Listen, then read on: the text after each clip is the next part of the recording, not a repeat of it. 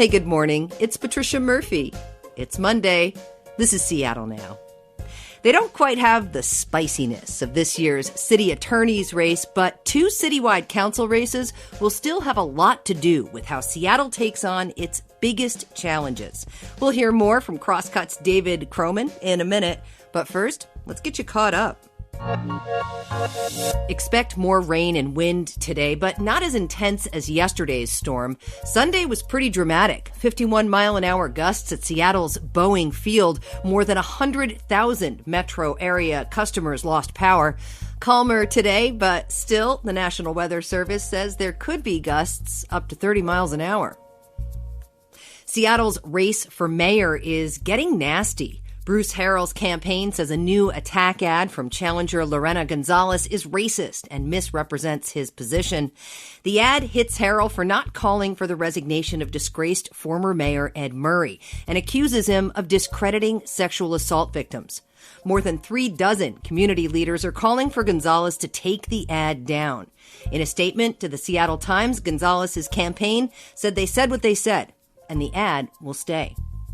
And the Kraken will get another shot at their first win on home ice tomorrow night. They lost the home opener to Vancouver 4-2 Saturday at Climate Pledge Arena. We need a nickname for Climate Pledge, and the team is giving a thumbs down to the Crack House. The team's intersectionality consultant tweeted over the weekend, "We do not condone or support the use of referring to our home as the Crack House or any variation of such. Words and phrasing matter." Got a better idea? Write us at seattlenow@KUOW.org. Just over a week to go until the election. Today, we're talking about two citywide council races voters will decide. David Kroman covers City Hall for Crosscut. Hey, David. Hi, thanks for having me. Two council seats up for grabs, one open race because Lorena Gonzalez is running for mayor, and one incumbent running for re-election, Teresa Mosqueda, in the position 8 race. Let's start there. Will you sum this up for us? Yeah, so Teresa Mosqueda is the incumbent, as you mentioned. This would be she's running for her second term. She has backing from basically everyone that an incumbent would want to have backing from. Strong labor support, raising a lot of money. She doesn't have a lot of business support. The business community is a little disenchanted with her, but they're also not really kind of going all in on her opponent, which in her world is basically this, as much as she could probably ask for. She won her primary over 50%, which is always a really good sign if you're an incumbent or running. If you get over 50% in the primary, that puts you in a pretty good position. By contrast, her opponent, Kenneth Wilson, is completely unknown to politics before this year. And, I think of all of the races, you don't want to make predictions about anything of all of the races. I think the kind of general assumption is Teresa Mosqueda should be in the strongest position to win re-election. But, it's kind of an odd year. There's a lot of tension, so things could be surprising. Also, I keep seeing homelessness and policing as top of mind for most people, yet Kenneth Wilson is talking a lot about the West Seattle Bridge. Right. Yeah. Polling consistently shows that the number one issue is homelessness in Seattle. And then also topics that kind of relate to that: housing affordability, housing supply, close on the heels of that, policing and public safety. But as you mentioned, Kenneth Wilson seems to have gotten into the race on a platform calling for basically a speedier opening to the West Seattle Bridge, which is an interesting strategy because I think there is a lot of frustration out there around homelessness and policing and public safety. So if you were trying to unseat an incumbent, you generally, people who are running against people in City Hall right now run on that, which is they're failing on homelessness or public safety. I'm not convinced a lot of people blame Teresa Mosqueda for the West Seattle Bridge, but Kenneth Wilson is an engineer, and so, he's running on what he knows. The other race, position 9, also a citywide seat. This one does present some pretty clear choices on which way the city should go on homelessness, policing, and housing. Nikita Oliver and Sarah Nelson. Give me the too long didn't read version of this one. The too long didn't read, both former candidates, Nikita Oliver for mayor in 2017, Sarah Nelson for city council in 2017.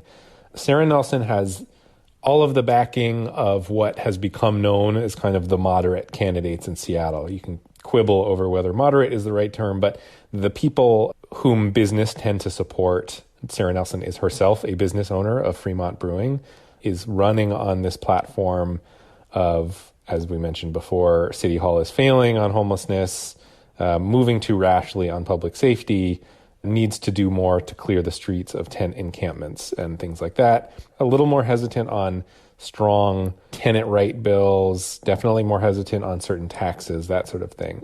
Nikita Oliver, by contrast, was in a lot of ways the face of the protests that happened in 2020. And Oliver is a very well-known activist and also has, since their run in 2017, has stayed pretty involved in community efforts and kind of grassroots organizing and things like that. And I think as a result has built up a pretty solid base of support. Oliver, as they've done in past, is running on and basically an abolitionist platform, which I think that term has more nuance than people sometimes give it credit. But basically that the goal is to eventually get to a point where at least 50% and maybe more of the police department can and should be defunded, basically. And Oliver is saying that they will push for that by funding more upstream programs and keeps a very kind of holistic upstream view towards a lot of the city's biggest problems.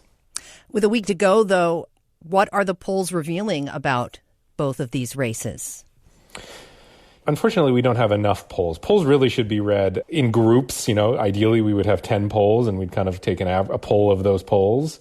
So it's hard to say exactly. What we have seen, though, is surprisingly that while some of the other progressive candidates up for election, so Lorena Gonzalez and Nicole Thomas Kennedy, the polls show them really in kind of a tenuous spot, struggling to gain traction against their more moderate opponents. That is not the case for Oliver. The polls have shown that they are within the margin of error of Sarah Nelson, a little bit behind, but not enough to say that it's a clear race one way or the other. And, I mentioned Oliver's base of support. I think in some ways probably what we're seeing is that Oliver's a really well-known name. Former mayoral candidate. And never really left the public eye. Some people run for office and kind of disappear for a while. And I think you could argue that was kind of the case for Sarah Nelson, whereas Nikita Oliver was protesting, was in City Hall a lot, has continued to be a fairly well-known name. And so I think we're seeing some of that in the polling. Their candidacy is a little bit more buoyed than some of the other progressive candidacies. Of course, we're talking about 2 seats out of 9 on the council here. And I wonder how much change we're really talking about. Yeah, it's a good point, and I think some people lose track of that, which is after this election, there will still be a progressive city council because 7 seats are not up for re-election this year. Most of those seats are occupied by people that were probably the more left candidates in their respective races. And so 2 city council races isn't going to change the dynamic that much. But at the same time, the mayor's office is a big deal. And whoever that mayor is going to need allies in city council. And we'll kind of get into this question of how big certain majorities are. Will the progressives have a veto-proof majority? So that's pretty much at stake. So not a drastic change, but it could affect just how freely the city council can legislate in the kind of progressive lefty way that they like to do. Yeah. And of course, right after we get through this election, there's another one coming up in just a few months. Council member Shama Sawant is facing a recall. And if you put it all together, there is some potential for change here, no? Yeah, exactly. I mean, you can think of the range of possibilities here, which is a city council with at least 2 open abolitionists and a city attorney who is an open abolitionist. So 3 elected abolitionists and a progressive mayor. Or on the other hand, you could have the kind of, nationally famous socialist on the city council be recalled, the abolitionists lose, and we have a Republican Seattle city attorney. So those are 2 pretty different realities that we're looking at right now. So, amending my statement about how much drastic change these city council races do or do not portend, the reality is we could have 2 very different looking city governments come January 2022. No, say it again. The most important thing you can do is vote. David Kroman covers City Hall for Crosscut. Really good to talk to you. Thank you. Good to talk to you. Thanks for listening today. And hey, KUOW's fall membership drive is still happening. You count on us to bring you the news each morning, and we count on you to help make it possible. Make a gift that works for you at KUOW.org/donate, and thanks. Jason Pagano produced today's show. Our production team is Jenny Cecil Moore, Caroline Chamberlain Gomez, Diana Opong, and Clare McGrane. Matt Jorgensen does our theme music. I'm Patricia Murphy.